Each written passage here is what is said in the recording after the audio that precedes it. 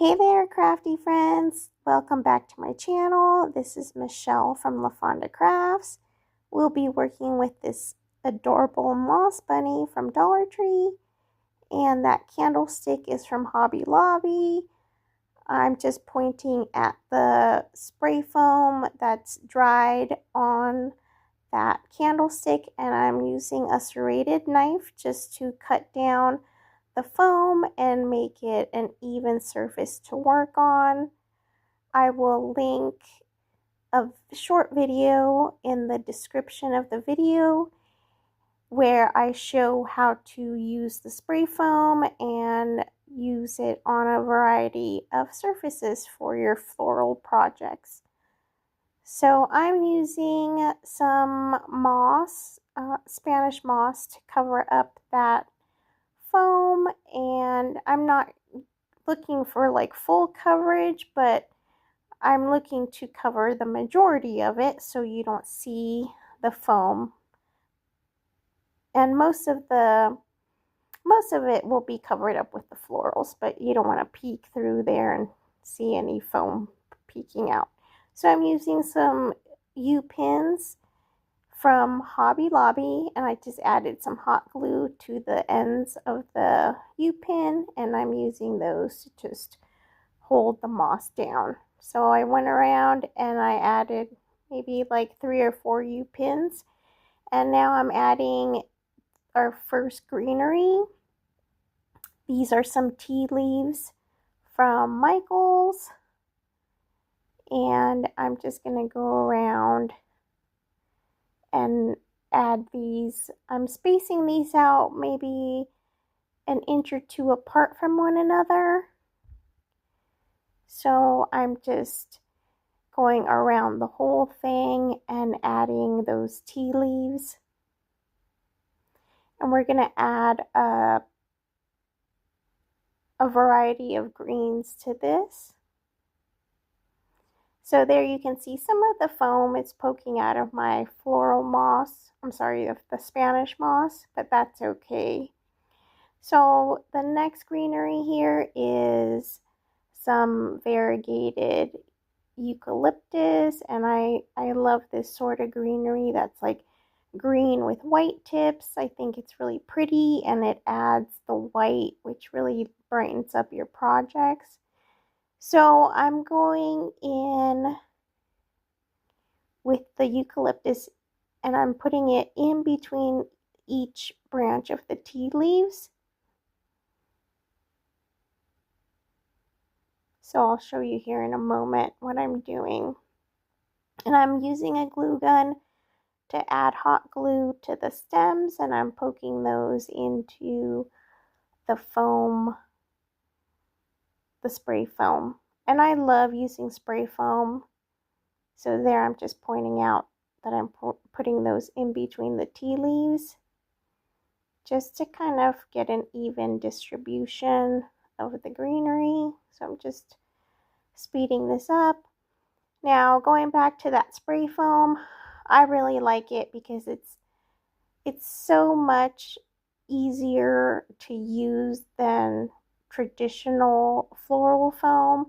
It's a lot less messy and just a lot easier to use. It's more economical too, in my opinion.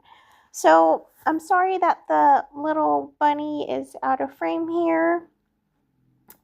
I will correct that in just a few moments, but I'm trying to place the bunny onto the foam. So I'm just cutting, this is like some covered wire that I had in my stash. So I cut it at an angle to make like more of a point, so it's easier to stick into the bottom of that bunny. So I know you don't have the greatest view here, but I'm just poking the bunny with my stick. So I made a pilot hole into the bunny. And I want to add 2 sticks to this bunny. So there I'm cutting a second stick. I'm going to add hot glue to the end And I'm going to poke that into my little pilot hole that I had started. So there you can see it going into the bunny. And I'll do the same thing with the other stick. So I'm adding a little bit of a pilot hole into the foam there as well.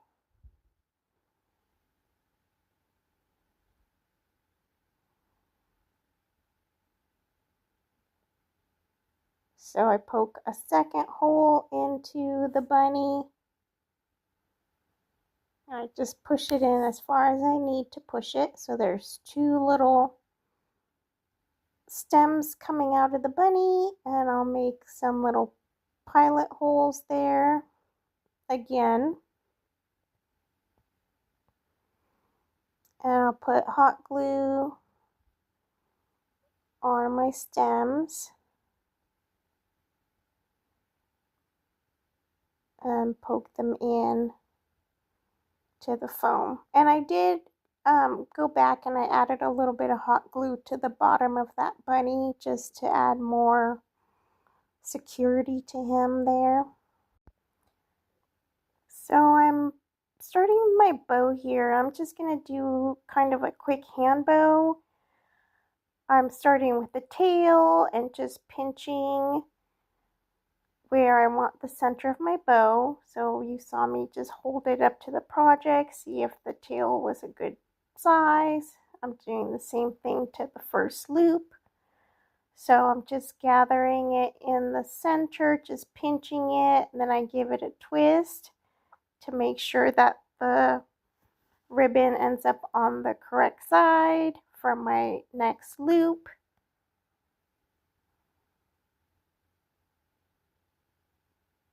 So I'm just measuring my loops there, making sure they're even.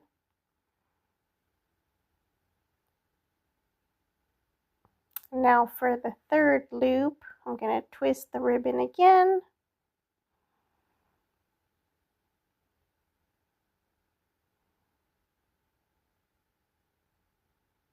And this ribbon I had gotten last year at Sam's Club. I'm making my third loop, pinching it in the middle,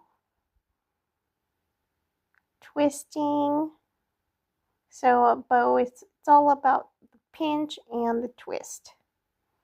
You pinch it in the middle, then you twist it to get the ribbon back on the right side.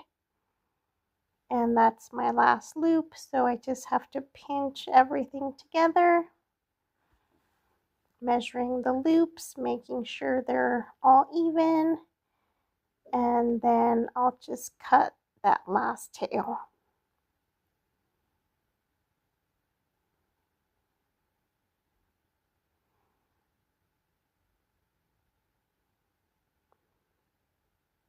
So I'm just making sure all the tails are turned the right way, all the loops are going the right way. And I'm going to secure my bow with some floral wire. So I just wrap the wire around to the back, and then I'll twist it tightly.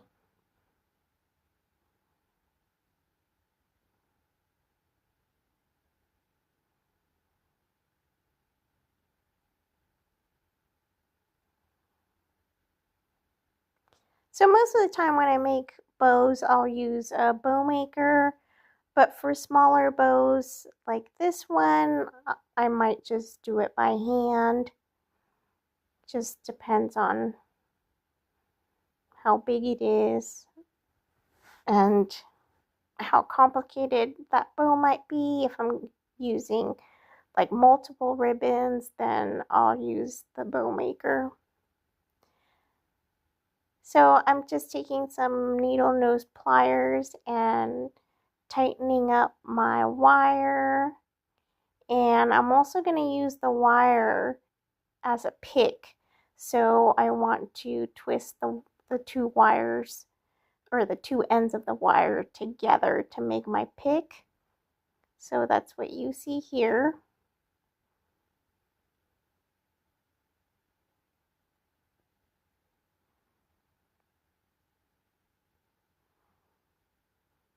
And I just trim the wire to the length that I need.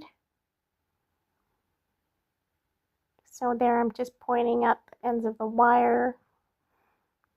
I'm just going to poke that into the floral foam. But first I'll add some hot glue to the wire.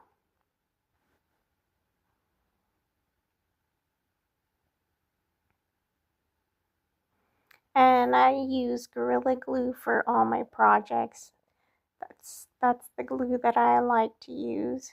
So there I'm just poking the pig in, trimming up the tails, and I just added that bow right to the front of the bunny, right by his little feet.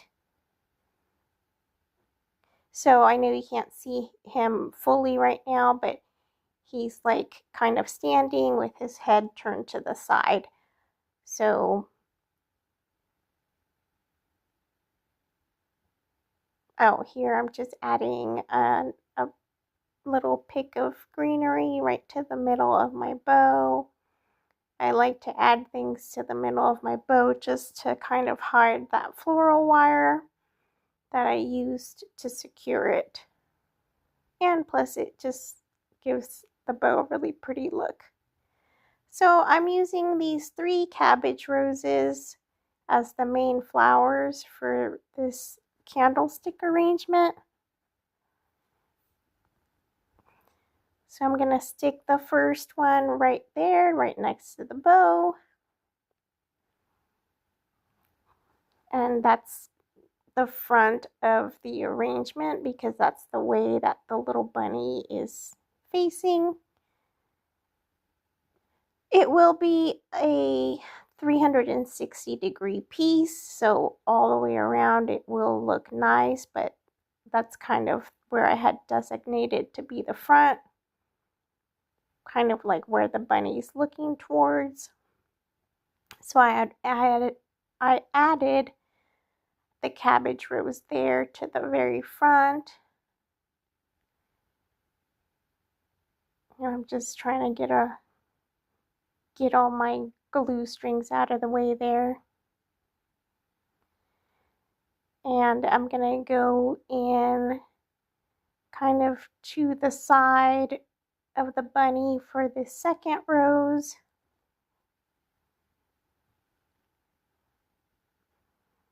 So I'm trying to add the 3 roses kind of in a triangle pattern, and I'm kind of leaving one a little higher, one a little lower, and then one kind of in the middle, just so there's not that much of a difference, but just so they're all kind of on a different level.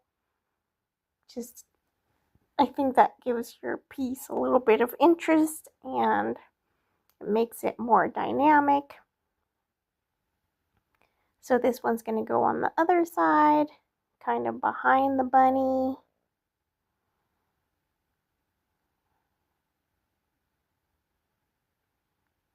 So there you see they're kind of in a triangular pattern. I'm using some lavender now to add to the piece. This lavender I got from Walmart. So again, I'm just adding it right there to the middle of my bow. This helps the bow just look more incorporated into the design. So it's not just like a bow sitting on top, but it's part of the design. And I'm going to speed this up a little bit because I'm just going to go through and I'm going to add the lavender throughout.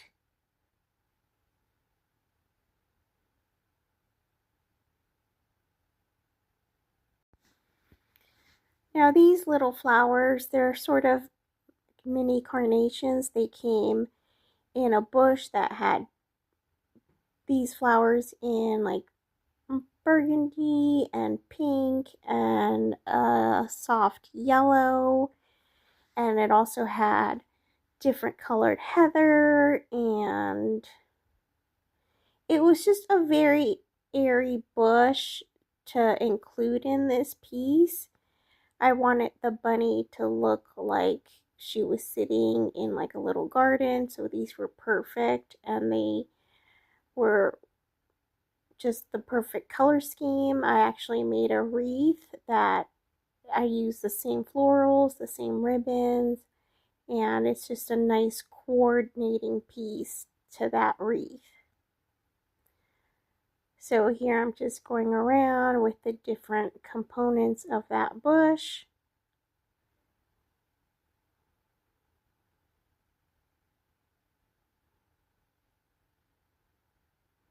So you see me there cutting the different elements and just adding them throughout the piece.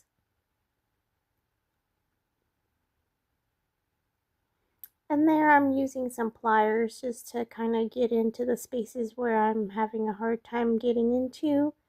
So those pliers I keep very handy in my sort of crafting tools because I use them a lot. So I'm now going in with these leaves that I had in my stash. I wanted to use a different type of greenery, and this also helps to cover up the moss and just the holes that are still there in my piece. So now that I've got the main elements that I wanted to include in the arrangement, now I'm just going in and trying to fill it up more. So I just pulled out the leaf from the stem where it came from, and I added a little stick with glue stick, and I added it to that leaf to make like my own little pick. So anytime you have florals and you're trimming the stems, always keep your remaining stem because you use those a lot. I have like a little bucket there under my table just full of stems that I can use for these sorts of things. So there are those bigger leaves. I think it just gives a different sort of texture to the piece. So I'm just going around and filling in with those leaves.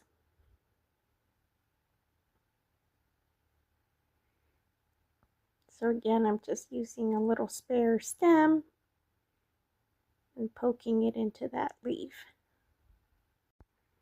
So I wanted you to stay tuned to the very end of the video, and I'll show a little video of the completed project and a couple of pictures. I really appreciate you watching. I'd love it if you would subscribe to my channel. I hope you learn something new and come back for more crafty ideas. And I'll play some music for you guys to enjoy while I continue filling in this arrangement. And if you feel like liking and commenting on my video, that really does help for YouTube to push it out there. Thanks so much.